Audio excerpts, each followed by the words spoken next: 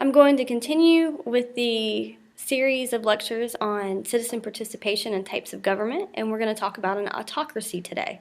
An autocracy is when one person possesses unlimited power and they either come into power by self-appointment, military power, or inheritance of power, and it is coined the oldest form of government.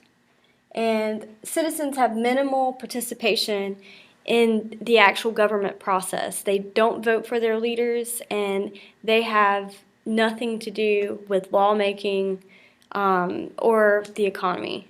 All of those decisions are left up to the autocratic leader. An example of that would be Fidel Castro. He is the current president of Cuba and has been since 1959.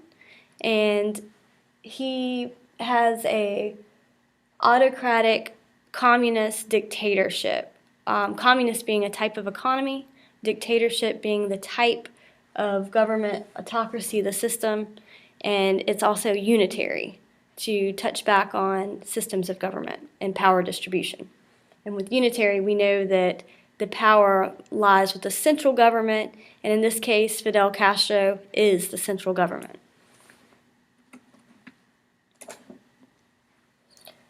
I'm going to give you two examples of types of autocratic government.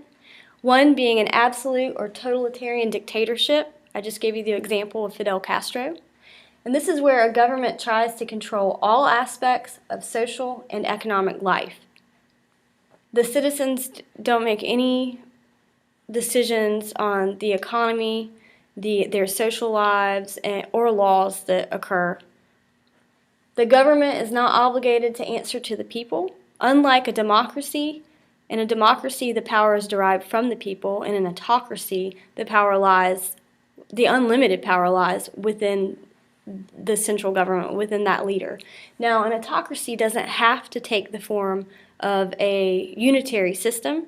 It could be an oligarchy. In the case of Cuba, it is an autocracy, a unitary autocracy. The people lack power to limit their rulers, so they can't challenge the rulers. The rulers have the unlimited power, and there are no checks or balances. Now take a second in your notebooks. Can you think of any historical examples of an absolute or totalitarian dictatorship? Think of World War II. The other example I'm going to give you is an absolute monarch. An absolute monarch is a king, queen, or emperor that has unlimited power. They are rare today, but historically ruled Western Europe from the 14 to 1700s. And their position is typically inherited, meaning that it's passed down generation to generation to generation. Can you think of a modern example of an absolute monarch? If you'll write that down in your notebooks as well. And that pretty much concludes my short lecture on autocracy.